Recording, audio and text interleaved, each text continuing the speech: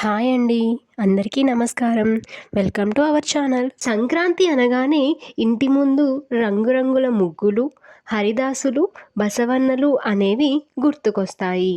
మరి సంక్రాంతి రోజున ముగ్గులు వేసి, రంగులు వేసి, ముగ్గు మధ్యలో గొబ్బెమ్మలు ఎందుకు పెడుతూ ఉంటారో ఇప్పుడు తెలుసుకుందాం. పండుగ రోజు ముగ్గు వేసి అందులో గొబ్బెమ్మను పెడుతూ ఉంటారు.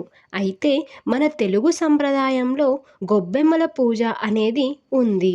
గొబ్బి అనే పదం గోపి అనే సంస్కృత పదం నుండి పుట్టింది అని చెబుతూ ఉంటారు. గొబ్బెమ్మని లోకజనని, నమస్కార దేవత అని పిలుస్తూ ఉంటారు. ఇంకా మన పురాణాల ప్రకారం గొబ్బెమ్మ గౌరీ స్వరూపం అని అంటారు. అంతేకాకుండా శక్తి స్వరూపినిగా పిలిచే కాత్యాయని దేవిని కూడా గొబ్బెమ్మగా భావిస్తారు. ఇక ఇంటి ముందు ముగ్గు వేసి ఆవు పేడతో చేసిన గొబ్బెమ్మను ఆ ముగ్గులో ఉంచుతారు. ఇలా పెట్టే గొబ్బెమ్మలను శ్రీకృష్ణుడి భక్తురాలైన గోపికలుగా పరిగణిస్తారు. ఇలా పెట్టే గొబ్బెమ్మలలో పెద్ద గొబ్బెమ్మను గోదాదేవిగా ప్రార్థిస్తారు.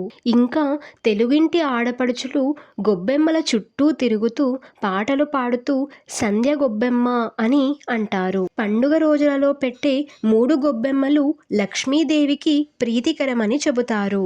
ఇలా 3 రోజుల పండుగ అయిన సంక్రాంతిని బంధుమిత్రులతో సంతోషంగా జరుపుకుంటారు.